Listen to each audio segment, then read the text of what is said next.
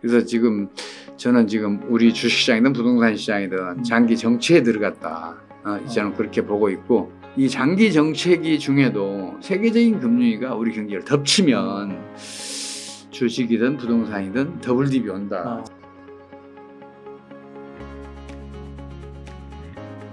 그러니까 한국은행은 올해 말부터 좀 돌아선다고 보는 것 같던데요. 내년부터 좀 좋아지고. 그래 줬으면 좋겠는데 네. 지금 그럴 기미가 안 보여. 이제 무엇보다 첫째로 미국이 지금 어떤 경제 정책도 펼치기 어려운 상황이에요. 예. 지금 6월 지금 FOMC 회의에서 기준금리를 올리느냐 내리느냐도 지금 미국이 고민이 많잖아요. 맞아요. 올릴 것 같다는 게 이제 우세하기는 한데 어떻든 간에 기준금리를 올려도 문제고 내려도 문제가 생겨요. 네. 이 만약 올리잖아요. 그럼 국채하고 MBS 가격이 떨어져요. 이거는 모든 금융가들이 다 보유하고 있어요. 현금 보유 비율 또 자기자본 비율 등으로 가지고 있어요. 거기다 추가로 투자하고 있어요. 근데 그 가격이 떨어질 거 아니에요. 네. 그러면 경영수지가 나쁜 어느 금융기관인가는 파산으로 몰릴 거 아니에요. 네. 파산 위협이 있으면 뱅크런이 바로 일어나니까. 네. 그러면 금리가 급속하게 진행될 수가 있어요. 근데 그렇다 해서 기준금리를 내리잖아요. 그러면 금융위는 즉각적으로 진행을 해요. 네. 왜냐하면 기준금리를 낮추면 달러는 약세로 돌아서요. 즉각 약세로 돌아서요. 달러가 약세로 돌아서는 순간에 미국에 투자됐던 국제금융자본들은 환차손 피해서 미국을 다 이탈해요. 그럼 미국의 유동성이 수축이 되고 그 유동성 수축이 신용파괴를 본격적으로 작동시킬 거예요. 그래서 지금 기준금리를 올려가면 금융위기는 천천히 올 거고 기준금리를 낮추면 금융위기는 빠르게 진행된다. 이르게 진행된다. 저는 그렇게 판단하고 있는데 지금 미국도 지금 고민이 많을 거예요. 지금 여당은 민주당이고 FED 의장은 이제 공화당이니까 그것 갖고 좀 알력이 있는 것 같아요. 그래서 민주당의 압력을 연준이 얼마나 버텨줄 것인가 저는 지금 관심 있게 보고 있어요. 근데 그 금융위기가 딱 터지고 큰 위기가 터졌을 때 또 금리 확 낮추고요. 재정 더 풀면 되는 거 아니에요? 물론 그걸 타개할 방법이 없는 건 아니에요. 근데 그거는 반드시 국제 공조 체제가 굳혀진 가운데 해야 돼요. 미국 혼자서 기준금리 낮추고 재정 지출 늘리고 통화 늘리잖아요. 그럼 독박사예요. 경기 과열이 혼자 일어나요. 경기 과열이 혼자 일어나면 경상수지 적자는 더 커져요. 뭐 4% 5% 갈 거예요. GDP에. 그렇게 되면 미국 달러는 바로 약세로 돌아서면서 미국은 그냥 파멸적인 위기로 갈 거예요. 그래서 국제 공조 체제가 구축된 가운데 최소한도 G20 혹은 G30의 국가들이 같이 기준금리 낮추고 재정 지출 늘리고 금융 구조 조정기금 만들고 또 이제 통화 증발하고 이렇게 해줘야 경기 과열이 같이 일어나니까 미국만 국제 수지가 악화되는 일이 안 벌어져요. 그게 2008년 말에 그렇게 했잖아요, 미국이. 그래서 2008년 말에 그 글로벌 금융위기를 아주 단기간에 큰 타격 없이 벗어날 수 있었거든요. 딱 2009년 한 해만 저성장을 하고 벗어났거든요. 지금도 그렇게 해야 되는데 미국은 고금리 또 강달러 정책을 물가 불안을 막기 위해서 펼친다고 얘기를 해요. 근데 이건 다른 나라 거지로 만드는 정책이잖아요. 근데 그거 금방 바꿀 수 있겠어요? 국제 공조 체제에서 그걸 뒤집어야 되는데 그러려면 이제 미국이 내 이웃을 거지로 만드는 정책을 펼쳤던 것에 대해서 다른 나라에 양해를 구해야 돼요. 사과하고. 근데 그게 쉽겠냐고요. 그렇죠. 그래서 지금 걱정하고 있는 거예요. 그렇군요. 그러면은 이제 한국 경제 몇 가지만 질문 좀 더 드리겠습니다. 우리나라의 대표적인 산업이 반도체랑 2차 전지 사업이잖아요. 뭐 이런 쪽은 아직도 좀 전도 유망하다고 보시나요? 반도체 산업 중에서 메모리 반도체가 우리나라가 세계 최강이다. 이건 누구나 인정을 해요.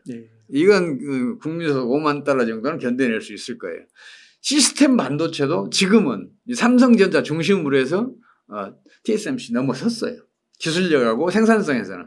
다만 매출액에서만 지금 떨어지고 있어요.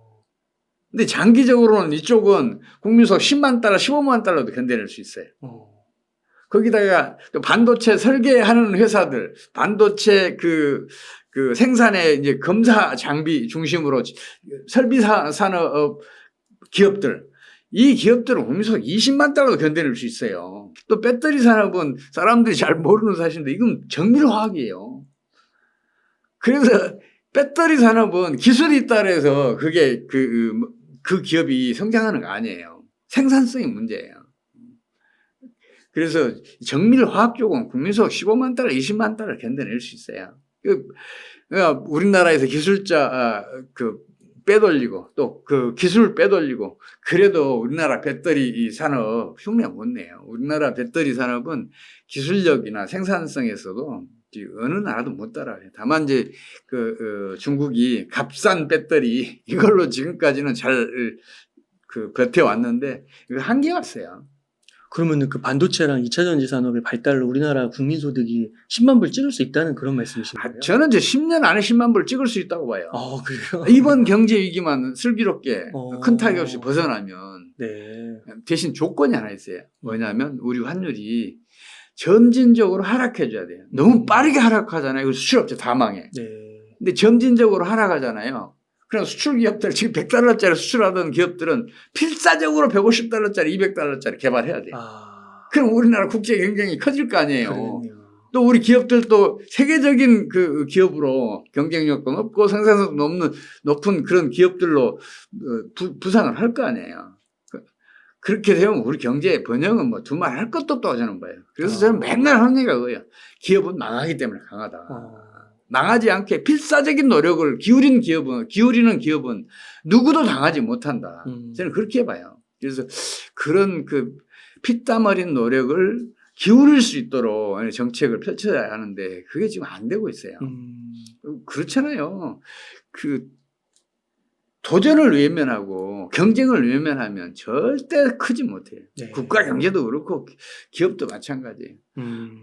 도전에 당당히 맞서고 또 경쟁에도 단단히 참여하고 그래야 성장하는 거예요. 개인들도 마찬가지예요. 그거는. 네. 그럼 미래에는 뭐 알 수 없는 일이긴 한데 반도체랑 2차 전지에다가 좀 투자하는 건 어떻게 생각하세요?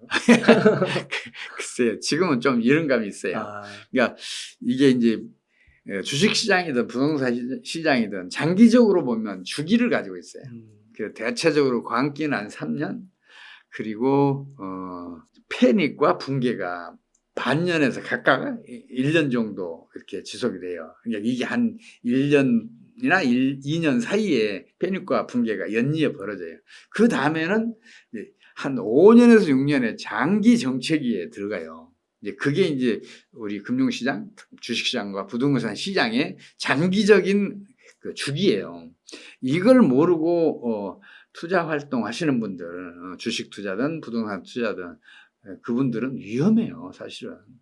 지금은 우리나라 부동산 시장은 장기 정체기에 들어갔어요. 지난해 2021년도의 패닉, 2022년도의 붕괴, 그리고 급매물 다 하소화되면서 지금 장기 정책에 들어갔어요. 장기 정책에도 가격은 등락을 해요. 근데 절대로 전고점을 돌파를 못해요. 왜냐하면 광기가 일어나잖아요. 그럼 빚을 내서라도 집이든 부동산이든 혹은 또 주식이든 사잖아요. 그럼 미래 수요가 현저히 넘어왔다는 얘기 아니에요. 지금 현재는 수요가 이제 그때로 넘어갔으니까 수요가 공동화된 때. 그러니까 주식이든 부동산이든 살려면 또 저축이 축적돼야 되잖아요. 그 축적에 필요한 기간이 5년에서 6년 정도 걸린단 말이에요. 그래서 저는 지금 우리 주식시장이든 부동산 시장이든 장기 정체에 들어갔다.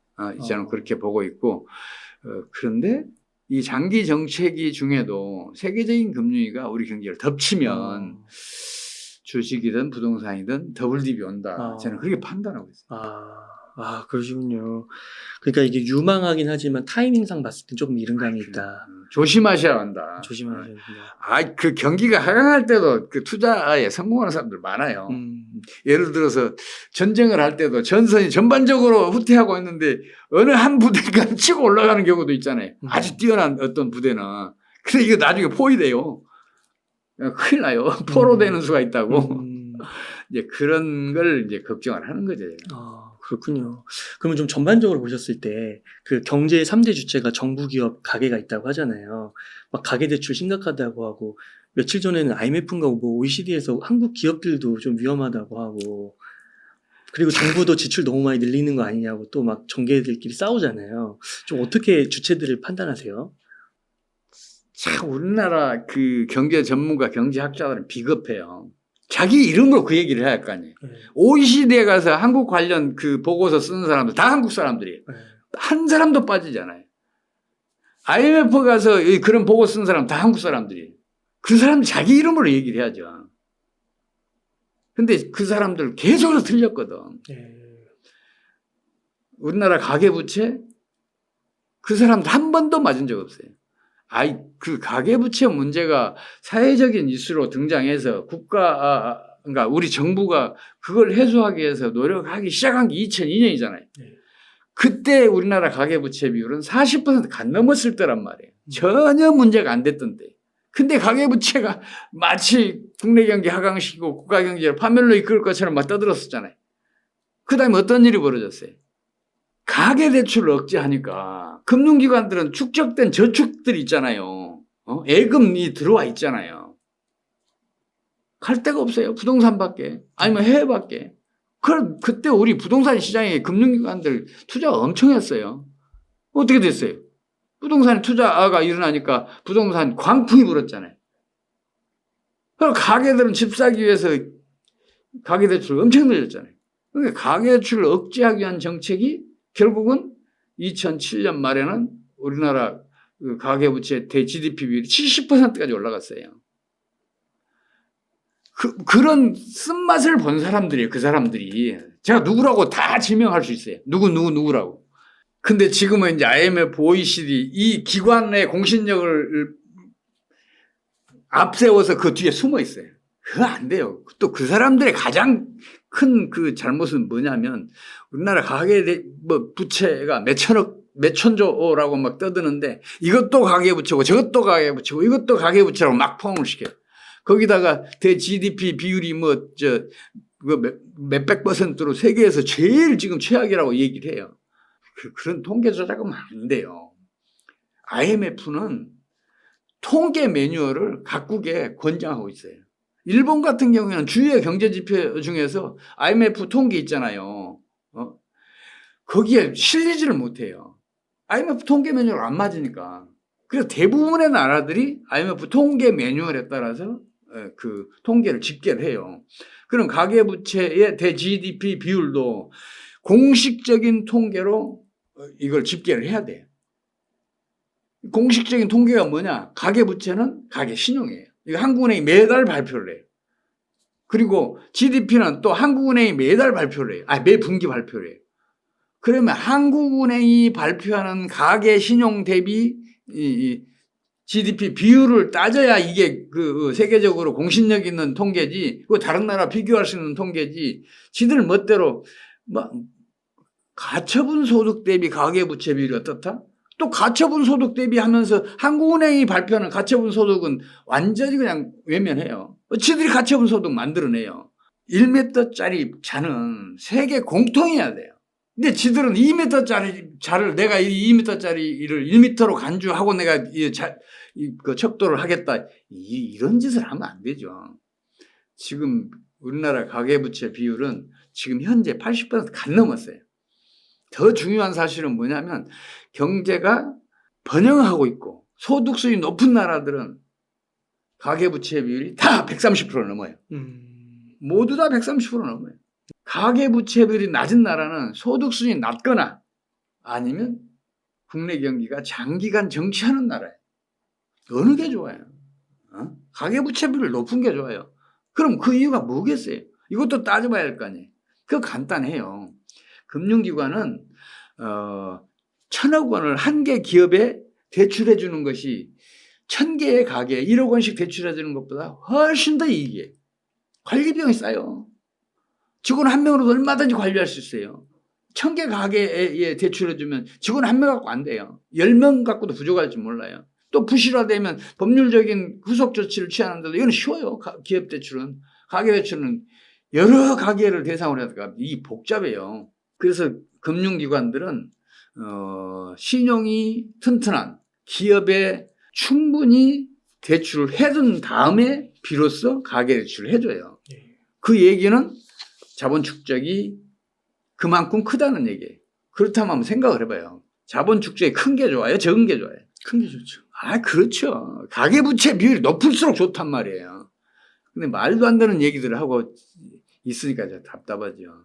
또 우리 경제에 대해서는 희한하게 이제 그게 바탕이 됐는지는 모르지만 지나치게 비관적으로 분석을 하고 진단을 하고 그래요. 예측도 그렇게 하고. 우리나라 경제는 잠재 성장률 6% 넘어요. 근데 그 사람들이 2%밖에 안 된다 그래요. 그러면서 그 사람들 뭐하라 그러냐. 분기별 성장률이든지 연간 성장률이든지 5% 넘어가잖아요. 그러면 잠재 성장률보다 훨씬 높은 성장률이잖아요. 그럼 경기 과열이잖아요. 경기 냉각시키라고 주장을 해야 되잖아요. 나는 그 사람들 그 얘기하는 거 한 번도 못 봤어요. 6%, 7%까지 더 올리라 그래요. 이율 배반이잖아요. 5km 구간을 예를 들어서 마라토너가 13분에 뛸 수 있다고 쳐요. 근데 갑자기 11분에 뛰어봐요. 어떻게 돼요? 거의 뭐 금방 탈진하잖아요. 네. 경제도 마찬가지란 말이에요. 그러니까 잠재 성장률보다 더 높은 성장률을 기록하게 되면 금방 탈진해요, 경제도. 근데 그런 주장을 한 번도 안 하잖아요. 우리나라 잠재 성장률 2%밖에 안 된다는 사람들이. 우리나라 잠재 성장률 굉장히 높아요. 그래서 제가 5년 안에 6만 달러 갈 수 있고 10년 안에 10만 달러 갈 수 있다고 자신하는 거예요.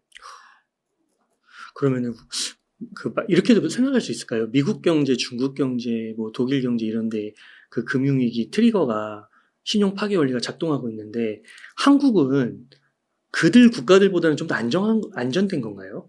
희한하게 참 지금 정권이 운이 좋은 것 같아요.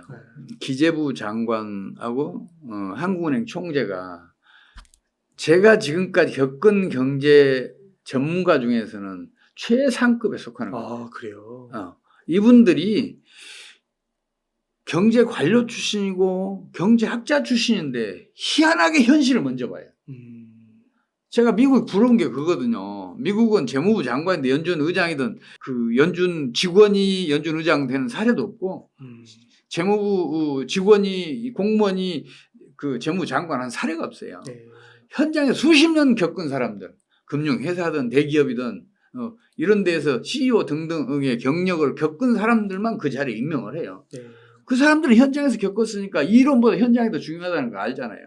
그러니까 미국의 경제정책은 굉장히 합리적이에요. 그래서 제가 그걸 부러워하는데 이번에 우리 한국은행 총재하고 기재부 장관은 그런 의미에서 현장을 먼저 보는 거 아니냐 싶은 생각이 들어요.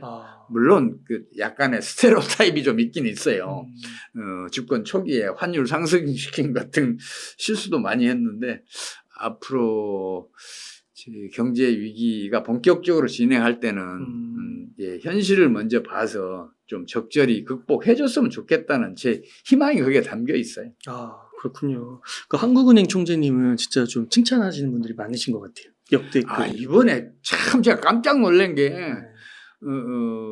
금융 완화 정책, 재정 팽창 정책으로 경제를 살리는 사례가 없다. 그거 했다 나라 망한다는 얘기를 하는 거 보고 깜짝 놀랐어요.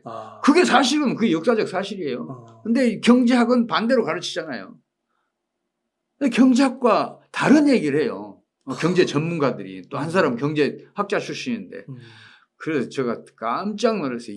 이 사람들 참 대단한 사람들이다 생각하고 있는데 이분들이 좀 정권 말기까지 직책을 유지할 수 있을지가 조금 의문이긴 해요. 지금 경제난이 엄청 심각하거든요. 국민들이 느끼는 건 지금 말도 못해요.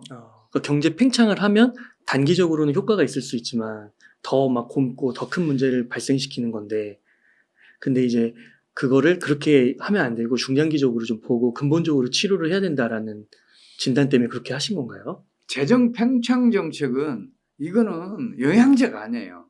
약이에요. 약 처방이란 말이에요. 경제 질병을 처방하는 처방제. 그게 왜 그러냐면요. 재정 지출이라는 거는 생산성과 수익성이 낮아서 민간 부문이 외면하는 분야에 주로 투입이 돼요. 그래서 재정 지출이 민간 부문에서 상대적으로 더 많이 늘면 늘수록 국가 경제의 평균적인 생산성은 낮아지고 그리고 한계 생산성은 마이너스로 가요. 이 얘기는 성장률을 떨어뜨린다는 얘기예요. 재정 지출이 늘면 성장률은 반드시 줄어요. 반대사리가 없어요. 네. 물가 불안에만 기여를 하지. 그리고 스태그플레이션으로 가거나 나중에는 결국은 초인플레이션으로 가요.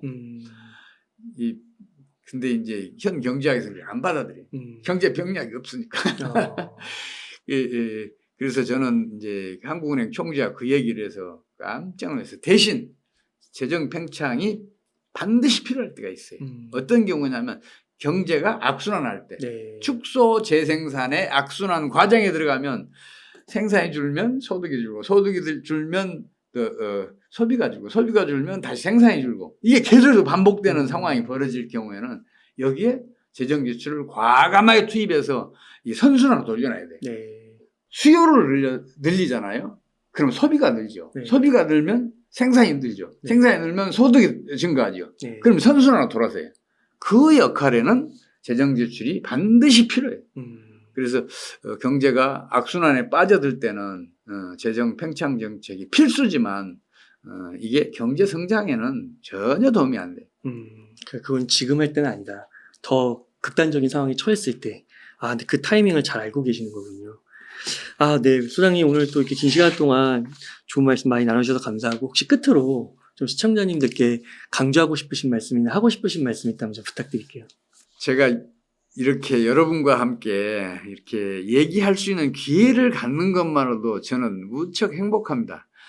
그동안에 저는 그 경제학의 첫 단추를 아담 스미스가 잘못 깨었다. 이런 생각을 가지고 있었기 때문에 이거는 이제 교회에 가서 예수님이 첫 단추를 잘못 깨어서 기독교가 지금 뭐 잘못되고 있다. 이렇게 얘기하는 것 같아서 경제학계에서 제가 설 자리가 없었어요. 근데 다행히 이제 이게 불행인지 모르지만 세계적인 금융위기가 터질 듯 말 듯 하고 있으니까 제 경제 병력이 각광을 받기 시작했고, 최근에 제가 집필한 경제 파국으로 치닫는 금융위기라는 책이 또 이제 여러분들에게 이제 평가를 받으면서 이렇게 여러분과 접하게 됐습니다. 저는 이게 저한테는 큰 행운이라고 생각하는데 국가적으로는 불인이죠. 다만 이제 제가 이런 책들을 통해서 또 이런 방송에 나와서 하는 얘기들이 당면하고 있는 경제난을 헤쳐나가는데 다소나마 도움을 줬으면 좋겠다 하는 희망을 가지고 있습니다.